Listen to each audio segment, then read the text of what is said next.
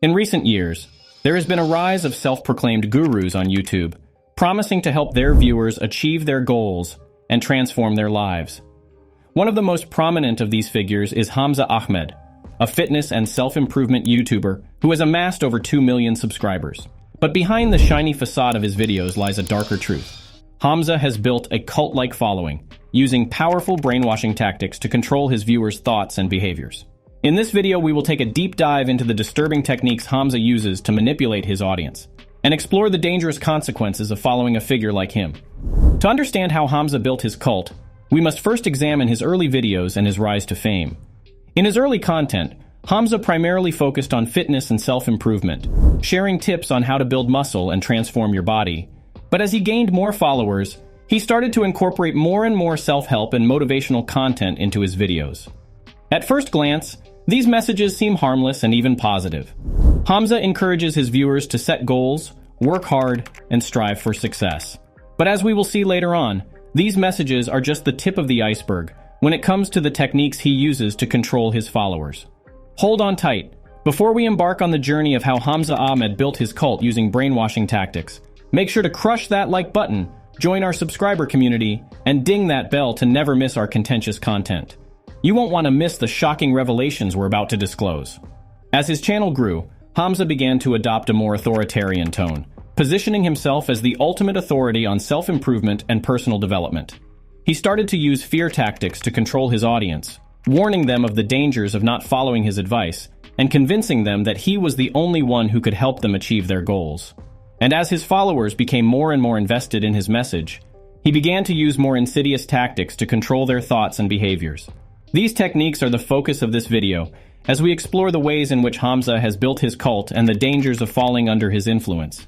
So buckle up, because this is going to be a wild ride. Next, we will delve into the specific brainwashing tactics that Hamza uses to control his followers and examine the consequences of becoming a member of his cult. But first, let's take a closer look at Hamza's rise to fame and the messages that he uses to lure in his unsuspecting viewers. Hamza Ahmed's rise to power didn't happen overnight. It was a carefully crafted plan that he had been working on for years. His early videos were mostly focused on fitness and self-improvement, but over time he started incorporating more and more philosophical ideas into his content. His videos began to center around the idea of the alpha male, and how men could become more successful and attractive to women by adopting the behaviors and attitudes of dominant males. This message resonated with many of his viewers, who were often young men struggling to find their place in the world. Hamza quickly realized that he had tapped into a deep-seated desire among his followers. He began to present himself as a guru, a wise teacher who could guide his followers to greatness. He started to use tactics that are commonly used by cult leaders to manipulate and control his audience.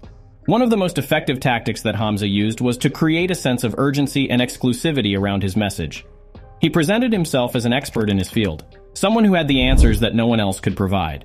He would often speak in vague terms, making grandiose claims about the power of his teachings without providing any concrete evidence to back them up. He would also use the language of motivation and self-improvement to create a sense of camaraderie among his followers. He would refer to them as his tribe and encourage them to support each other in their quest for greatness. He would often share stories of his own struggles, painting himself as a relatable figure who had overcome great obstacles to achieve success. As his following grew, Hamza began to focus more on creating a community around his message.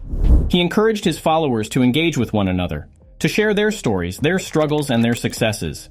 He created online forums, groups, and even in-person meetups where his followers could connect and build relationships with one another.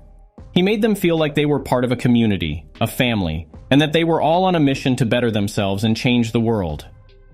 By doing this, Hamza not only reinforced his message of self-improvement, but also created a powerful sense of loyalty among his followers.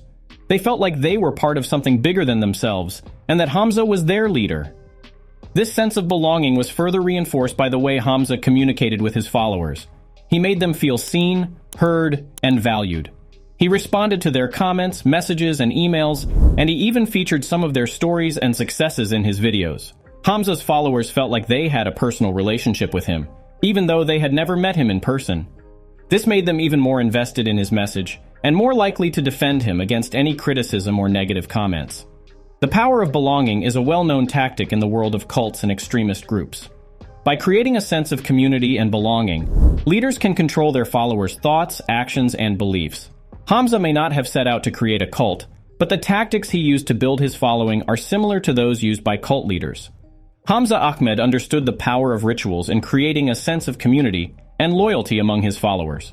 He created rituals and routines that his followers were expected to follow, reinforcing the group's identity and deepening their connection to him. One such ritual was daily journaling, which he claimed was a critical component of personal growth and success. Hamza encouraged his followers to start their day with journaling and reflection, using his own example as proof of the benefits of this practice. He would often share his own journal entries with his followers, emphasizing the importance of self-reflection and introspection. Another ritual was weekly group meetings, where Hamza would discuss his teachings in more detail and encourage his followers to share their own experiences and insights. These meetings were a chance for the group to bond and reinforce their commitment to the cause. In addition to these regular rituals, Hamza would also create special events and experiences that were designed to deepen the bond between him and his followers. For example, he would organize weekend retreats and group excursions, where his followers could spend time together and connect on a deeper level. These experiences were often accompanied by intense emotional experiences, such as guided meditations and emotional release exercises, which served to create a sense of vulnerability and openness among the group. Through these rituals and experiences, Hamza created a tight-knit community of followers who were deeply committed to his teachings and to each other.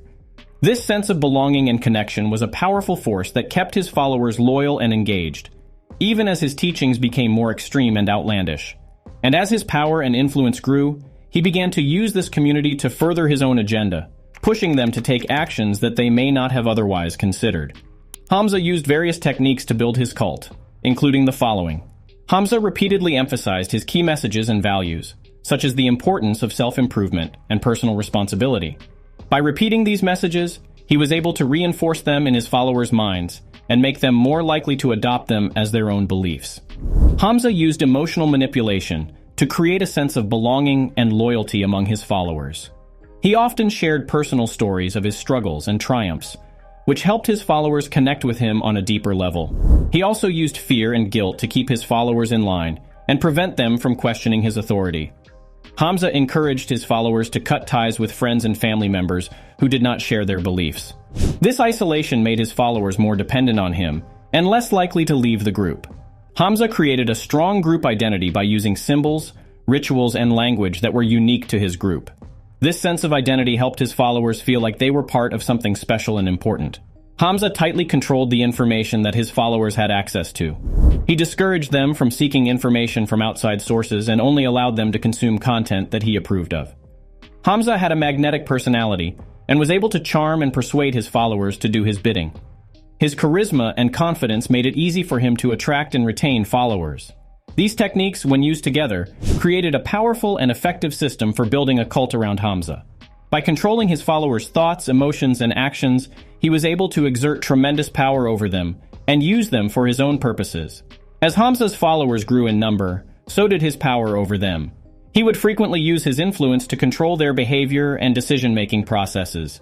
He created a system of rules that they were expected to follow without question. Failure to do so resulted in public shaming and ostracism from the community. Hamza also employed a number of brainwashing tactics to reinforce his control over his followers. He would use repetition to drill his message into their heads, often making them recite mantras or affirmations over and over again. He would use fear and intimidation to keep them in line, telling them that failure to obey him would result in negative consequences. Another technique he used was love bombing, where he would shower his followers with affection and attention, making them feel special and important. This would create a sense of indebtedness in them, making it difficult for them to leave the group. Hamza also created a cult-like environment where his followers were isolated from the outside world. He discouraged them from maintaining relationships with family and friends who were not part of the community. He created a sense of us versus them, making his followers believe that they were part of an elite group that was superior to the rest of society. As his power grew, Hamza became increasingly paranoid and controlling. He started to see enemies everywhere, convinced that there were people out to get him and his community. He would frequently make his followers spy on one another, looking for signs of disloyalty or disobedience. Despite all this, Hamza's followers remained devoted to him, believing that he was a selfless leader who had their best interests at heart. It was only when some of them started to question his methods and motives that the cracks began to appear in his cult. In the end, it was a group of ex-followers who blew the whistle on Hamza and his cult, exposing the dark truth behind his charismatic persona. Many of his followers were left feeling betrayed and confused, struggling to come to terms with the fact that they had been manipulated and brainwashed. Hamza Ahmed's story is a cautionary tale about the dangers of blindly following charismatic leaders who promise easy solutions to complex problems. It serves as a reminder that critical thinking, independent thought, and skepticism are essential for avoiding the pitfalls of groupthink and manipulation. Hope you enjoyed this video and found it informative. As for our future content, we're cooking up something quite thrilling. Have you ever come across Grant Cardone? Yes, that dude's famous for slaying sales, dominating real estate, and hyping up the masses.